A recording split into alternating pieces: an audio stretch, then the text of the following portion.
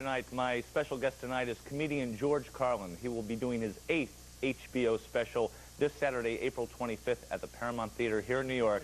The man moving his eyebrows. How you doing? Good to see you. I'm doing fine, thank you. Good to see you. What's up? Just, I'm running all around town trying to tell folks about HBO, and if not watching it on TV, coming down to the Garden and seeing it.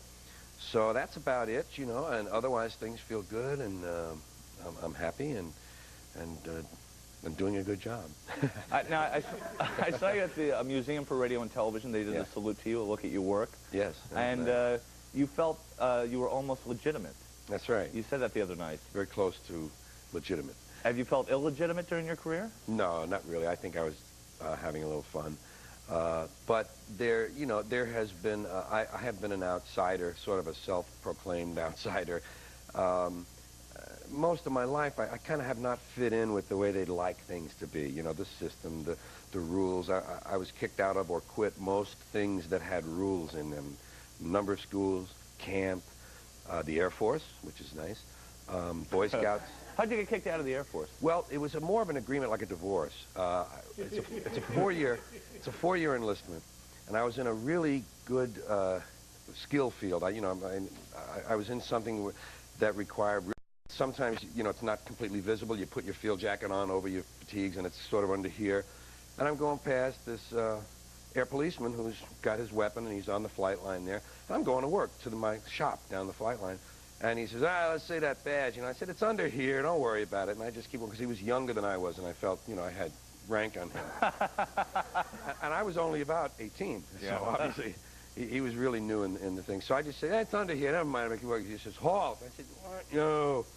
I gave him one of those nice remarks, and more halts, more remarks, finger gestures, arms got into it, and soon it was spread eagle down there on the ground, airman, and I just refused all that kind of stuff. So that, he calls for the radio truck, and the truck came, and that was my first one. Where did this come from? This fear of authority or this lack of respect for authority? I don't know, but I think being on my own as a kid obviously fostered it, because my mother was away at work all day. My father was away from the home. Isn't that the euphemism now? My father was not present in the home. But he didn't leave. He was asked to leave. He didn't... By your mom? Yes. He didn't metabolize ethanol well. So I was kind of on my own until about 7 in the evening. And I just established an independent, and I had that streak anyway. My mother and father were both very independent, outspoken people, swam against the tide as much as you can and still belong and get somewhere, so to speak. And I just inherited those genes and the freedom of time on my hands. So I guess that's where it came from. And the neighborhood you grew up in was quite unusual. Yeah. And also your grade school experience. Mm-hmm. Tell me about that, because this blows my mind, being a Catholic, coming up in the system. And most people, as I did in the Class Clown album, most people talk about that Catholic education. You're talking about a disciplined mill, and there were no grades, no report cards of any kind. There was no corporal punishment. Sexes were mixed in the room. There was no uniform to be worn, and there were no dress codes. And the desks is what I had, and that's what another thing that fostered a kind of individuality in me, because they did. They wanted the individual to flower on his or her own. And yet when you started in comedy, you started with a partner. Yeah, that was an easier way. See, I probably made the move into comedy a couple of years before I would have on my own, because you had the other guy to lean on. Burns and Carlin we were. Jack Burns, who later teamed up with Avery Schreiber. And it's good to have someone to commiserate with when things aren't going that well, and you're only talking half the time, so you can, I don't know, it's just, it was an easier way into the comedy field to be a team.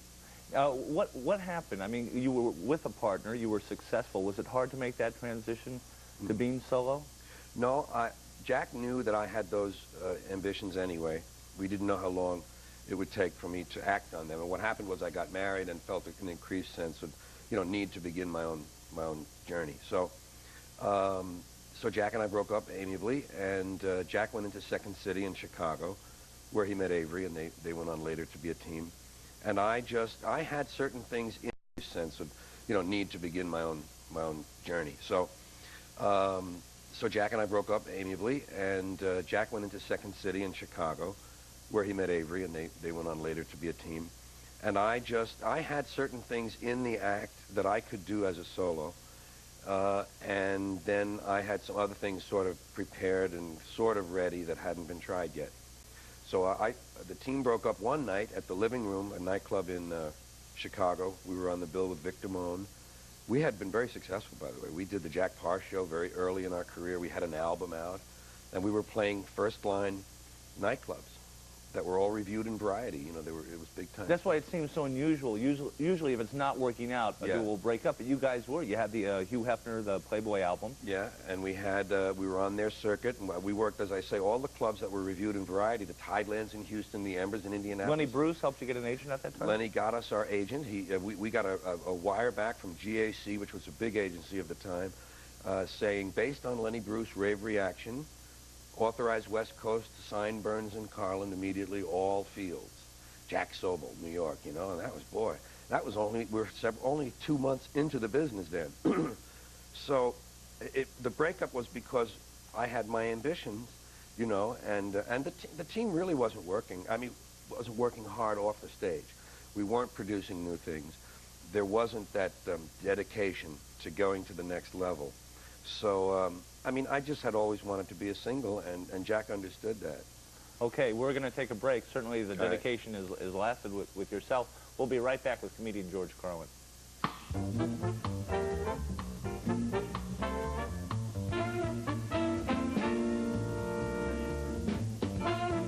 And a little bit of piano, but they required practice. And there was there was no reward in practice. Sitting home, playing the trumpet in front of the mirror, trying to look like Ray Anthony or Harry James, was not as satisfying as standing on the stoop and getting laughs from your buddies, which required no practice. And yet, you're always coming up with new comedy material. Yeah, I found it is an interesting thing about us humans. The very thing that I was told I didn't have as a child, self-control and discipline, is exactly what has helped make my career work. I'm very disciplined about all the things that go up to and lead to the stage work itself. And then, of course, there's a certain discipline about that because the show starts at 8 o'clock and you have to be there. But everything about collecting ideas and filing them and harvesting them and all that stuff, my mother also told me I wasn't honest. You know, I mean, you know how you lie to get out of trouble. Sure. But she was a quoter. She said, "Oh, what a tangled web we weave once we practice to deceive." And she would say, "You're deceitful, you're devious." She had a wonderful vocabulary. And I turned out that I am almost pathologically honest. I really can't stand to have something that I feel I shouldn't be able to reveal. I mean, I don't mean private facts about myself. That I'm able to do too. But I mean, why lie about something and then have to remember that and act on it that way all the time? Just say, do what it is, and everything's over. All you have to do is just do that again the next time, and you'll be all right. So anyway, I'm just making the point that the things that somehow you're told you're not capable of are things that you go and pursue later, just to show them, I guess. It's like, I'll show her who's not honest. Was honesty the impetus that changed you from the standard comedian, suit and tie, to the ponytail and the beard? Well, that would be a little noble to put it that way. What it was discomfort. I was in the wrong place. I told you I got kicked out of the Air Force. By the way that happened was, with 1 year remaining, they had a Pentagon issued an order that they were cutting manpower. It was the end of the Eisenhower administration. They were going to cut manpower, and they had these people could leave. And so they looked around for people who ought to leave. And I didn't get a dishonorable discharge, and I didn't get a bad conduct discharge. I got what was called an honorable discharge, general discharge under honorable conditions, regulation 3913. And what it meant was you're not, I had more than one court-martial. I had not been promoted within the previous year, and I had been out of my assigned career field for over a year. And that qualified me, although I didn't get in trouble that time. They merely said, "Would you like, what do you think?" I said, "Oh, yeah, oh, yeah." They said, "Well, we feel the same way." So you were the enemy by that point. By that point. Well, they liked me, though, because I was on a disc jockey downtown on the #1 station in town, And I was like 18, you know, and I was a real sort of personality in town, and that was good for the Air Force, because it was one guy downtown who wasn't spreading sexual diseases and making people pregnant and stiffing merchants on their debts. Here was a guy that they could point to and say, he's an airman, he's in the air and on the air. So there I was. So they let me out 11 months early with full pay and allowances, but I didn't have to serve 4 years of reserve time, because I wasn't their kind of material. So I got all the best of it, and I was out at 20 with 2 years experience as a DJ. So I really got lucky, you know. So now let's talk about the transition from the suit and tie comedian to the ponytail. Okay, so I never fit in, and I knew that, and I always swam upstream, and I was always crossing against the light. And you're talking about going to clubs, not feeling comfortable? I'm talking about now, before that period, my life had been one of being rebellious. Okay, now I want this dream. I want to be like Danny Kaye. I want to be like Jack Lemmon. So I'm following this path that I think leads you there. And that path was a straight, middle-class, middle-of-the-road path, observing all of the conventions. So I thought they wanted a kind of a suit and tie. Of course, everyone had suits and ties anyways, even radicals then. But I just became a safe act, because I thought it was going to take me where I wanted to go. It got very uncomfortable after a while, because most of my friends turned into hippies and long hairs as that began to happen. I had been a pot smoker all my life, and a person who, you know, really was more or less counterculture anyway. And when I saw them doing that, and I began to hear the music of the 60s, and I said, these guys are using their talent. Were these other comedians that were doing it? No, they were mostly musicians. And I saw them using their talent to say things that were on their minds. That was what was so great about the music of the 60s. Here was everybody expressing themselves. In reality, I love you, gee, I can't wait till we see each other again, but tear this down, let's light a match to it, which was exciting to me. So slowly it worked on me that I was in the wrong place, entertaining the wrong people, because I was entertaining the parents of the people I really identified with. And I was in the middle. I was 30. I was 29. They were teens and 20s. The parents were 40s and 50s. I was right in the middle, and I really believed in the ones who were younger than I. So I had to, for peace of mind, I had to be who I felt I was and get over the masquerade, and that was what happened. It took 2 years. I didn't go away to a mountaintop and come back different. I worked it out in front of people.